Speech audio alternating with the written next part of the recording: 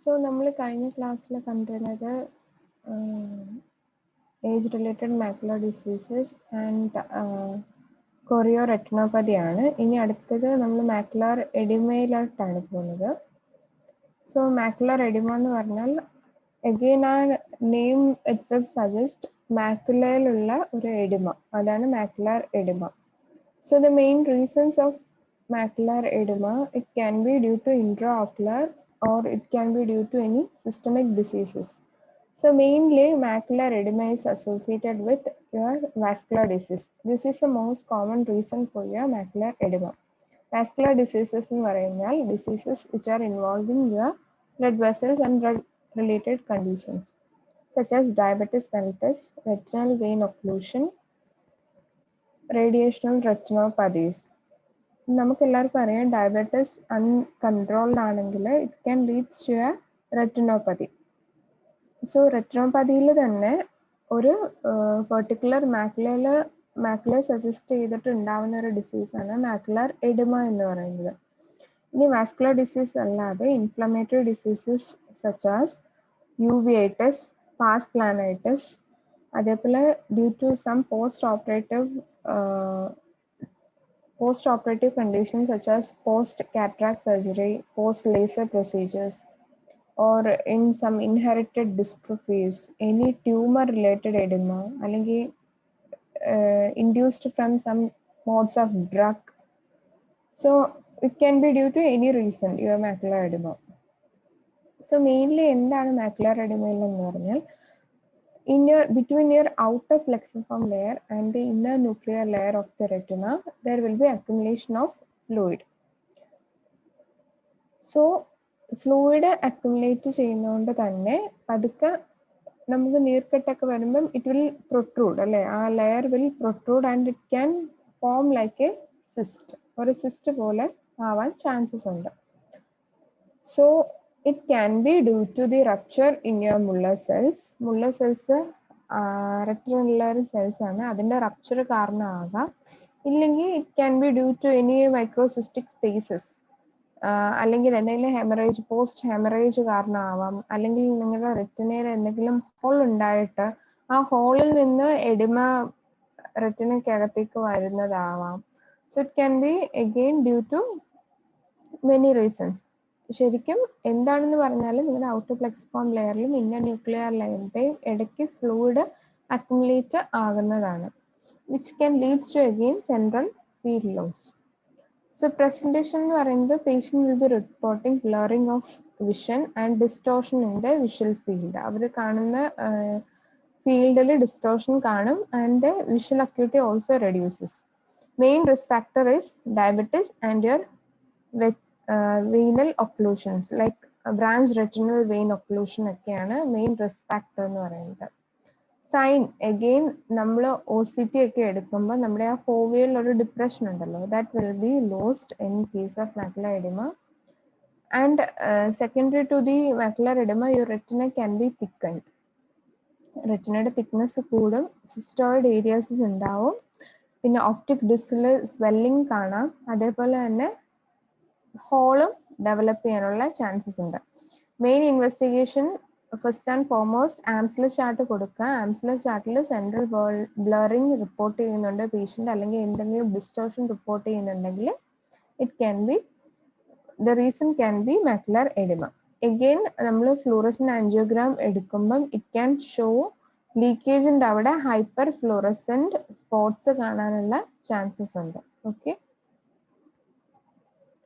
OCT again you will get cyst like hyporeflective spaces within the retina. Retina can be thickened. Total retina thickness measure ചെയ്യുമ്പോൾ retina thickening ഉണ്ടാവും, foveal depression loss ഉണ്ടാവും, എന്തെങ്കിലും traction കാണാൻ പറ്റും, വിട്രിയസും റെറ്റിനയുടെ ഇടയ്ക്ക് എന്തെങ്കിലും traction കാണാൻ പറ്റും. And if any presence of a lamellar hole that can be a macular edema. Okay, ഇതാണ് ടിപ്പിക്കൽ മാക്കുലർ എഡിമയുടെ പ്രസൻസ് എന്ന് പറയുന്നത്. അതായത് പെറ്റലോയിഡ് അപ്പിയറൻസ് ആയിരിക്കും FFAയിലും, വേറെ നിങ്ങൾ ഫണ്ടസ് ഫോട്ടോഗ്രാഫി എടുത്താൽ തന്നെ ഇതിനകത്ത് തന്നെ നമുക്ക് കാണാൻ പറ്റും. So this is a typical sign of your macular oedema. So causes ഞാൻ പറഞ്ഞു, any post surgical also cataract surgery കഴിയുന്ന cataract surgery എന്ന് പറയുമ്പോൾ phaco emulsification അല്ല, surgical cataract removal ഉണ്ടല്ലോ, അതിലും you can have post cataract surgery ഒരു inflammatory change പോലെ നമുക്ക് macular edema വരാൻ ചാൻസസ് ഉണ്ട്. ഓക്കെ, സോ OCT എടുക്കുമ്പം CME എന്ന് പറയുന്ന ഇതാണ് ശരിക്കും നിങ്ങളുടെ ഫോട്ടോ റിസപ്റ്റർ ലെയർ എല്ലാം അറ്റാച്ച്ഡ് ആണ്. ഇത് ഞാൻ പറഞ്ഞു, ഔട്ടർ പ്ലെക്സിഫോം ലെയറിനും ഇന്നർ ന്യൂക്ലിയർ ലെയറിനും ഇടയ്ക്കായിട്ടാണ് ഒരു സിസ്റ്റ് ലൈക്ക് അപ്പിയറൻസ്. ഓവറോൾ ശരിക്കും ഫോവി ഇങ്ങനെ വന്ന് ഡിപ്പായിട്ട് പോകേണ്ടതായിരുന്നു, പക്ഷെ ഇവിടെ നോക്കിയേ total retina is become thicken due to this large cyst. ഇതാണ് cystoid macular oedema. Cystoid macular oedema എന്ന് വിളിക്കുന്നത്. Okay, so again diabetes mellitus, your patients can have microaneurysms ഉണ്ടാവാം, hard exudates ഉണ്ടാവാം, capillaries occlusion ഉണ്ടാവാം, ചെറിയ ബ്ലീഡിംഗ് ഉണ്ടാവാം, RP dystrophy ഉണ്ടാവാം. So ഇതൊക്കെ ഡയബറ്റിസ് റിലേറ്റഡ് അപ്പിയറൻസസ് ആണ് സിസ്റ്റോയിഡ് മാക്കുലർ എഡിമ മാത്രമല്ല. So many other risk factors are also there in your retina due to your diabetes mellitus. അതൊരു സെപ്പറേറ്റ് പാർട്ടായിട്ട് തന്നെ നമ്മൾ പഠിക്കുന്നുണ്ട്. Okay, diabetes mellitus and eye related conditions. പിന്നെ എന്തെങ്കിലും ഡ്രഗ് എടുത്തതിന് ശേഷവും മാക്കുലർ എഡിമ വരാൻ ചാൻസ് ഉണ്ട്. മെയിൻ ആയിട്ട് എപ്പിനെഫ്രിൻ, ടാമോക്സിഫൈൻ, ലാറ്റിനോപ്രോസ്റ്റ് ഒക്കെ ഗ്ലോക്കോമ മെഡിക്കേഷൻസ് ആണ് കേട്ടോ. സോ ഇതെടുത്ത് കഴിഞ്ഞതിന് ശേഷം മാക്കുലർ എഡിമ വരുന്ന കേസസ് ഉണ്ട്. So diagnosis is mainly by ആദ്യം first and foremost you will take the history taking. ഒഫ്താൽമോസ്കോപ്പിലാണ് നിങ്ങൾക്ക് ആദ്യമായിട്ട് ഇത് പിക്കപ്പ് ചെയ്യാൻ പറ്റുന്നത്. പിന്നെ സബ്സിക്വന്റ് ഇൻവെസ്റ്റിഗേഷൻ ആണ് ആൻജിയോഗ്രാഫിയും OCTയും ഒക്കെ. Okay, treatment again non steroidal anti inflammatory drugs ആണ് നമ്മൾ കൊടുക്കുന്നത്. പോസ്റ്റ് കാറ്ററാക്ട് സർജറി കഴിഞ്ഞിട്ടുള്ള മാക്കുലർ എഡിമ ആണെങ്കിൽ അത് non steroid anti inflammatory drugs ആയിട്ടുള്ള മെഡിസിൻസ് കൊടുത്തിട്ട് നമ്മൾ അത് കൺട്രോൾ ചെയ്യും. പിന്നെ കാർബോണിക് അൻഹൈഡ്രേസ് ഇൻഹിബിറ്റേഴ്സ് കൊടുക്കാറുണ്ട് റെറ്റിനൽ പിഗ്മെന്റോസ പേഷ്യൻസിലൊക്കെ വരുന്ന മാക്കുലർ എഡിമ ആണെങ്കിൽ. പിന്നെ അല്ലെങ്കിൽ അതിലും സെറ്റിൽ ആയില്ലെങ്കിൽ സ്റ്റിറോയിഡ് തെറാപ്പി കൊടുക്കും. പിന്നെ ലേസർ ഒക്കെ വളരെ ചെറിയ കേസസുകൾക്ക് വേണ്ടി വരുന്നുള്ളൂ. Most of the condition can be resolve within this medications. So ഞാൻ ഇത് ജനറൽ ആയിട്ട് പറയുവാണ്, ഇൻഫ്ലമേറ്ററി ഡിസീസസ് ഏതൊക്കെയാണ്, വാസ്കുലർ ഡിസീസസ് ഏതൊക്കെയാണ്, ഡ്രഗ് ഇൻഡ്യൂസ്ഡ് പ്രോബ്ലംസ് ഏതൊക്കെയാണെന്ന് ജനറൽ ആയിട്ടൊന്ന് പറഞ്ഞിരിക്കുന്നതേ ഉള്ളൂ, which is associated with macular oedema. Okay,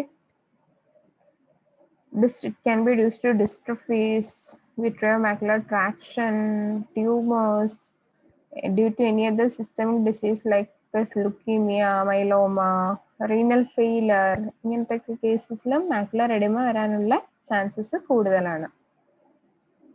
again ഇത് സിസ്റ്റോയിഡ് മാക്കുലർ എഡിമയുടെ ഒരു ഹിസ്റ്റോളജിക്കൽ വ്യൂ ആണ്. സിസ്റ്റിക് സ്പേസസ് ഉണ്ട് കാണും. ഇത് ശരിക്കും ഒരു പിക്ചറൽ റെപ്രസെന്റേഷൻ ആയിട്ട് കാണിച്ചിരിക്കുകയാണ്. നിങ്ങളുടെ layers of retinal pigmental epithelium, layers of photoreceptors ഒക്കെ കഴിഞ്ഞിട്ടുള്ള ഈ ഒരു പെർട്ടിക്കുലർ ലെയറിലാണ് നിങ്ങൾക്ക് ആ ഹോൾ ഫോർമേഷൻ കാണുന്നത്. ഇതുണ്ടല്ലേ, ഇതൊരു സിസ്റ്റ് ആണ്. ആദ്യത്തെ ഏർലി സ്റ്റേജിൽ ഇതൊരു സിസ്റ്റ് ആണ്. പതുക്കെ ഇത് സിസ്റ്റം ബ്രേക്ക് ആയി ഇവിടെ എന്ത് പറ്റും, ഒരു ഹോളായിട്ട് ഫോം ആവും. Okay, so this is early stage, this is the late stage of macular edema. Again these are pictures that show floral, this is a typical fundus photo. ദേ ഇവിടെ നിങ്ങൾക്ക് നല്ലപോലെ കാണാം ആ പെറ്റലോയിഡ് അപ്പിയറൻസ്. FFA കാണാം, OCTയിലും കാണാം.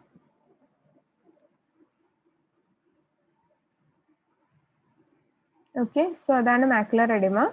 Coming to solar retinopathy. Solar retinopathy again പേരിൽ തന്നെ ഉണ്ട്, it's something related to your sun and retina. So again this is a retinal injury caused by photochemical effects of solar radiation by directly or indirectly viewing the sun. സണ്ണിനെ നോക്കുന്നതിൽ നിന്നും ഒരുപാട് radiation കണ്ണിന്റെ retinal സെൽസിനെ damage ചെയ്യുന്ന ഒരു പത്തോജനസിസ് ആണ്. After continuous 1 to 4 hours of sun exposure, mainly the patient can report unilateral or bilateral impairment of central vision loss. Okay, and this due to this, the patient can also report a small central scotoma. Visual acuity is variable. അതായത് വളരെ severe ആയിട്ടുള്ള cases അല്ലെങ്കിൽ ചെറിയതായിട്ട് വിഷനെ അത് affect ചെയ്യത്തുള്ളൂ. പക്ഷെ നല്ലപോലെ exposure ഉണ്ടായിട്ടുണ്ടെങ്കിൽ might be visual acuity can get deteriorated. So main again ഇവിടെ typical finding എന്ന് പറയുന്നത് in fundus you can see a small yellow or red foveolar spot exact center of the fovea. Foveolയിൽ ആ yellow or red foveolar spot കാണാം which fades within a few weeks. ആദ്യം exposure ആകുമ്പോൾ ഇത് നല്ല bright ആയിരിക്കും, പതുക്കെ ഇത് ഫെയ്ഡ് ആവാൻ തുടങ്ങും കുറച്ച് continuous follow-up നമ്മൾ നോക്കുമ്പോൾ. So in some patients, the spot is replaced by a sharply defined foveolar defect with irregular borders or a lamellar hole. ചില പേഷ്യൻസിൽ ഈ സ്പോട്ട് പതുക്കെ over a period of time it can become a foveolar defect ആയിട്ട് മാറാം. Okay. OCT again the fovea can show a foveal thinning. ഒരു foveal thinning ആയിരിക്കും main ആയിട്ട് ഉണ്ടാവുന്നത്. അതേപോലെ ഒരു focal hypo reflective area. Hypo reflective എന്ന് പറയുന്നത് your colours like blue or green. ആ ഒരു ശരിക്കും നമുക്ക് ഫോവിയൽ ഏത് സെൽസ് ആണോ ഉള്ളത്, ഫോവിയോളാറിൽ കോൺസ് ആണ് ഉള്ളത്. സോ ആ ഫോവിയോളാർ റീജിയനിൽ ഉള്ള റിഫ്ലക്റ്റിവിറ്റി ഭയങ്കര കുറയുന്നതായിട്ട് കാണാൻ പറ്റും OCT. Again, the depth of which correlates with the extent of the visual acuity loss, but which is generally included the photoreceptor inner and outer segment. ഇത് മെയിൻ ആയിട്ടും എന്തോരം എക്സ്റ്റെൻഡിൽ നമുക്കിത് അഫക്റ്റ് ആയിട്ടുണ്ടെന്ന് എങ്ങനെ അറിയാൻ പറ്റും? only after by checking the visual acuity loss. നമ്മൾ എന്തോരം vision കുറഞ്ഞിട്ടുണ്ട് അങ്ങനെ വെച്ചിട്ടാണ് നമ്മൾ എന്തോരം സിവിയറിറ്റി ആയിട്ട് ഈ സോളാർ റെറ്റിനോപ്പതി അഫക്റ്റ് ചെയ്തിട്ടുണ്ടെന്ന് പറയാൻ പറ്റും. Again, treatment. There is no such treatment for all these diseases. Mainly ഞാൻ പറഞ്ഞിട്ടുണ്ട് നമ്മുടെ റെറ്റിനയിൽ ഏതൊരു ഡിസീസ് വന്നാൽ തന്നെയും there are many limitations for treatment because the retina is the fine layer which is giving your vision. അല്ലേ? So എപ്പോഴും prevention is better than cure എന്ന് പറയുന്നതുകൊണ്ട് തന്നെ നമ്മളിൽ സോളാർ റെറ്റിനോപ്പതി ഒക്കെ എക്സ്പോഷർ ആവാതെ നോക്കണം എന്നുള്ളതാണ് മെയിൻ ആയിട്ട് ചെയ്യുന്നത്. പിന്നെ പ്രോഗ്നോസിസ് ഉണ്ട്. പ്രോഗ്നോസിസ് എന്ന് പറയുമ്പോൾ നമുക്കൊരു പ്രോപ്പർ ഫോളോ അപ്പിൽ ഇതിന്റെ വിഷ്വൽ ഇമ്പയർമെന്റ് എങ്ങനെയായിരിക്കും എന്നുള്ളത് നമുക്ക് പറയാൻ പറ്റും. In most of the cases visual acuity will be normal or near normal ആകും within 6 months after the exposure. In a minority cases ഒരു വളരെ ചുരുക്കം പേഷ്യൻസിൽ മാത്രം ഇൻസിഗ്നിഫിക്കൻറ്റ് റെഡ്യൂസ്ഡ് വിഷൻ അങ്ങനെ തന്നെ നിൽക്കാൻ ചാൻസസ് ഉണ്ട്, പെർസിസ്റ്റ് ചെയ്യാനുള്ള ചാൻസസ് ഉണ്ട്. പക്ഷെ ഇതെല്ലാം ചാൻസ് ആണ്. സോ ഇതുകൊണ്ടാണ് നമ്മൾ എക്ലിപ്സ് ഒക്കെ ഉള്ള സമയത്ത് കൂടുതലായിട്ടും സണ്ണിനെ നോക്കരുത്, ഹാർംഫുൾ റേഡിയേഷൻസ് നോക്കരുത്, അല്ലെങ്കിൽ സണ്ണിൽ പോകുമ്പം അതിന് സൺ പ്രൊട്ടക്റ്റീവ് ആയിട്ടുള്ള ഗോഗിൾസ് ഒക്കെ യൂസ് ചെയ്യണം എന്ന് കൂടുതൽ പറയാനുള്ള കാരണം. ഓക്കെ.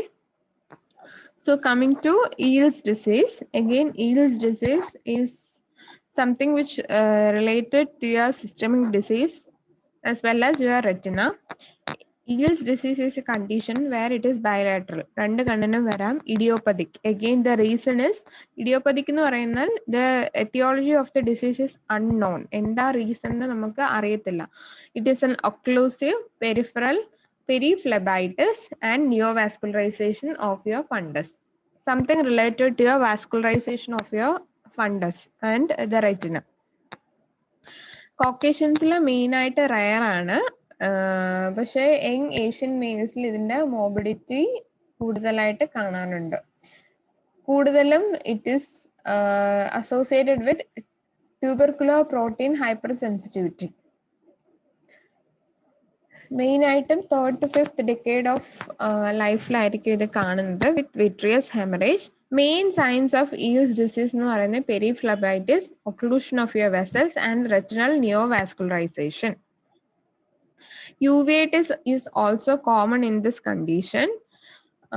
ഇതെല്ലാം നിങ്ങളുടെ ഞാൻ പറഞ്ഞു വാസ്കുലർ ഡിസീസ് ആണ്. Any systemic diseases which is related to your blood vessels like your diabetes or your hypertension can cause an EELS disease. Mainly branch retinal vein occlusion ഉണ്ടാവും ഈ പേഷ്യൻസിന്. അതേപോലെ തന്നെ നിയോവാസ്കുലറൈസേഷനും ഉണ്ടാവാനുള്ള ചാൻസസ് ഉണ്ട്. ഇതാണ് picture. Okay, one second, I'll just show you the. Okay, so again complication എന്ന് പറയുന്നത് fractional retinal detachment ആണ്. അതേപോലെ റുബിയോസിസ് ഐറിഡസ്. റുബിയോസിസ് ഐറിഡസ് എന്ന് പറഞ്ഞാൽ നമ്മൾ ഐറിസ് എന്ന് പറയുന്നത് again it's a യുടെ ഒരു പാർട്ടാണ് ഐറിസ് അല്ലേ. അത് ബ്ലഡ് വെസൽസ് ഐറിസിൽ ഫോം ചെയ്യുന്ന ഒരു കണ്ടീഷനാണ് നമ്മൾ റുബിയോസിസ് എന്ന് പറയുന്നത്. പിന്നെ secondary to all these new formation of blood vessels your angle of the anterior chamber can get blocked which can again help in the rise of your intraocular pressure. നമ്മുടെ angles ഒക്കെ block ആവുകയാണെങ്കിൽ നമ്മുടെ IOP കൂടും. IOP കൂടി കഴിയുമ്പോൾ secondary എന്തുണ്ടാവും? Glaucoma ഉണ്ടാവും. പിന്നെ അതേപോലെ തന്നെ കാറ്ററാക്റ്റും ഡെവലപ്പ് ചെയ്യാനുള്ള ചാൻസസ് ഉണ്ട്. Again, treatment is like pan-retinal photocoagulation, systemic steroids, immunosuppressants കൊടുക്കാം. persistent vitreous hemorrhage ആണെങ്കിൽ vitreoretinal surgeries ഒക്കെ ചെയ്യണം. Avastin injection, anti-VEGF-ന്റെ Avastin injection കണ്ണിൽ കൊടുക്കാം. സോ ഇതൊക്കെയാണ് മെയിൻ ആയിട്ട് ഞാൻ പറഞ്ഞു 3 സൈൻസ് ആണ്: പെരിഫ്ലബൈറ്റിസ്, ഒക്ലൂഷൻ ആൻഡ് നിയോവാസ്കുലറൈസേഷൻ. സോ ഇതെല്ലാം നിയോവാസ്കുലറൈസേഷൻ ആണ്. ശരിക്കും it's like multiple blood vessels പുതിയതായിട്ട് ഫോം ആയേക്കാണ് ഫണ്ടസിൽ. അപ്പം ഈ ബ്ലഡ് വെസൽസിന് തന്നെ ഹെമറേജ് ഉണ്ടാക്കുകയാണ് റെറ്റിനയിൽ. ഒപ്റ്റിക് ഡിസ്ക് നോക്കിയാൽ അറിയാം, ഒപ്റ്റിക് ഡിസ്കിലെല്ലാം എഡിമയാണ്. ഇറ്റ് ഈസ് നോട്ട് റെഗുലർ അല്ല, ഒപ്റ്റിക് ഡിസ്ക് റെഗുലർ അല്ല. പെരിഫറൽ വാസ്കുലർ ഷീറ്റിംഗ് നോക്കിയേ, ഈ പെരിഫറലുള്ള ബ്ലഡ് വെസൽസിലെല്ലാം നാരോയിങ് സംഭവിച്ചിട്ടുണ്ട്. So these are all, ഇവിടെ നോക്കിയേ, റെറ്റിന, ഫോവിയ, മാക്കുലർ ഏരിയ എല്ലാം ന്യൂ ബ്ലഡ് വെസൽസ് ഫോം ചെയ്തേക്കാണ്. So these are all main signs of your EELS disease. Okay, thank you.